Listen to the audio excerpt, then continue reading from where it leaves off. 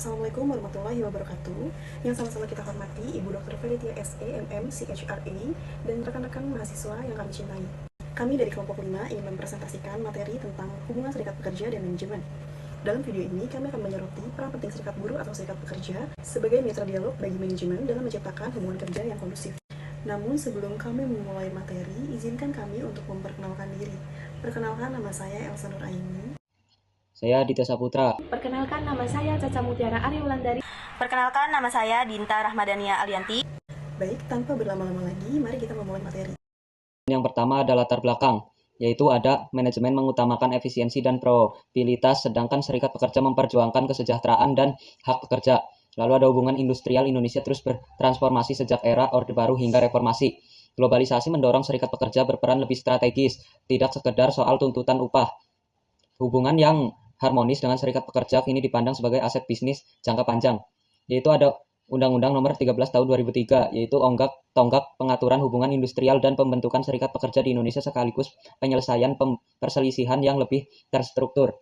Tantangan implementasi, ketidakseimbangannya bergairing power antara pekerja dan pengusaha, lemahnya penegakan hukum ketenagakerjaan di lapangan. Selanjutnya ada definisi dan konsep serikat pekerja, yaitu ada 3. Yang pertama, definisi yuridis. Undang-Undang Nomor 13 Tahun 2003 Pasal 1 Ayat 17. Organisasi yang dibentuk dari, oleh, dan untuk pekerja guna memperjuangkan, melindungi, dan membela kepentingan serta kesejahteraan pekerja beserta keluarganya. Lalu ada perspektif klasik, Webb dan Webb, tahun 1894.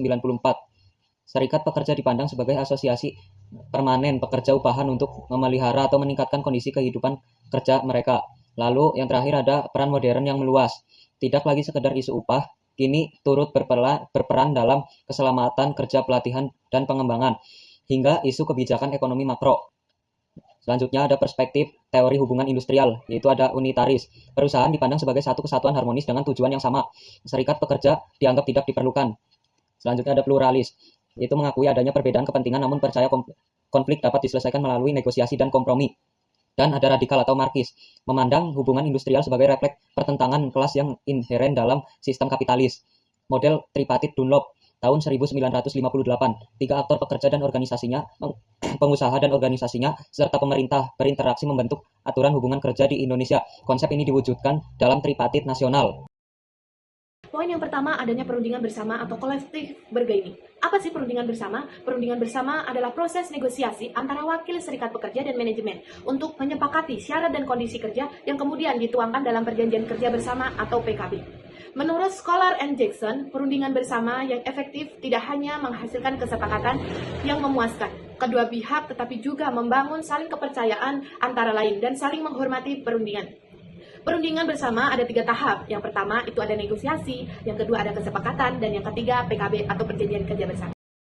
Selanjutnya, ada 3 pola hubungan serikat pekerja dan manajemen. Yang pertama, ada konfrontatif. Apa sih konfrontatif? Konfrontatif adalah ketegangan tinggi yang memicu adanya mogok kerja, demonstrasi, hingga sengketa hukum. Kedua pihak saling memandang sebagai lawan dan tidak menganggap mitra.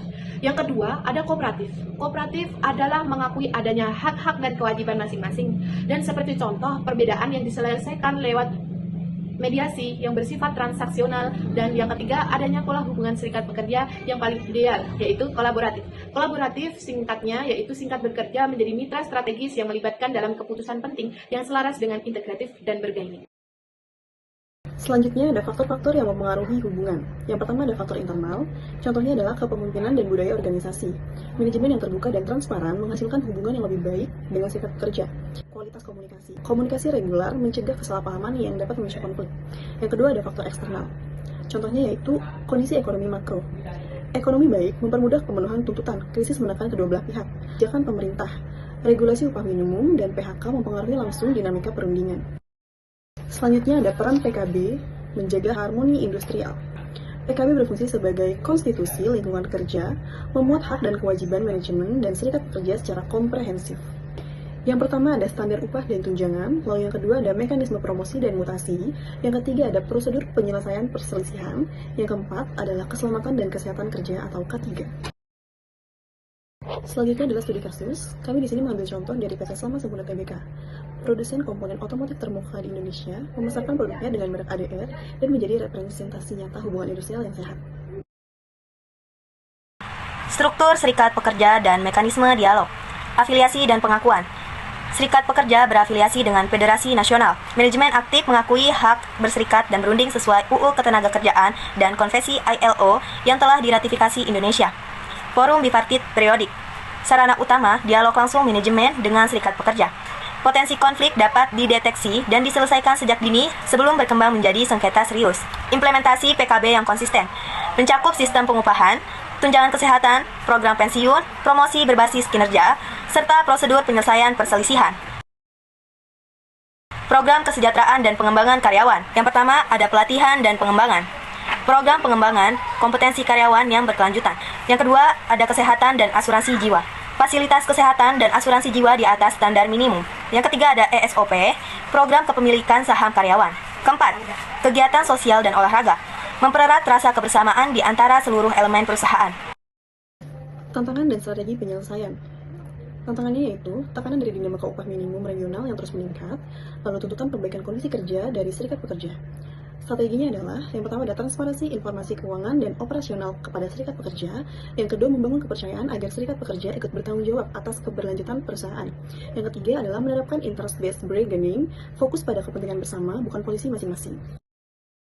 Selanjutnya adalah kesimpulan. Kesimpulan yang dapat kami ambil dari materi kali ini yaitu yang pertama, serikat pekerja adalah elemen penting penyeimbang kekuatan pekerja dan pengusaha, dijamin secara yuridis oleh Undang-Undang Nomor 13 Tahun 2003 dan diperkuat oleh Konvensi ILO. Yang kedua adalah pola hubungan dapat bersifat konfrontatif, kooperatif, dan kolaboratif. Pola kolaboratif terbukti paling menguntungkan, membutuhkan perubahan mindset dari zero sum menjadi win-win. Yang ketiga, PT Selamat Sempurna Tbk membuktikan hubungan industrial harmonis dapat dicapai lewat transparansi, dialog terbuka, PKB yang konsisten, dan program kesejahteraan karyawan yang bermakna. Lalu yang terakhir ada saran. Saran bagi manajemen, yaitu ubah pandangan dari lawan menjadi mitra strategis. Libatkan serikat pekerja dalam keputusan strategis dan kembangkan kapasitasnya. Yang kedua adalah saran bagi pemerintah, yaitu perkuat regulasi yang mendorong dialog dan kemitraan, tingkatkan kapasitas mediator atau arbiter, serta pengawasan ketenagakerjaan. Dan yang terakhir, saran bagi serikat pekerja yaitu tingkatkan kapasitas SDM, kemampuan negosiasi, pemahaman bisnis, dan analisis dampak kebijakan perusahaan. Cukup sekian presentasi dari kelompok kami, kurang lebihnya mohon dimaafkan.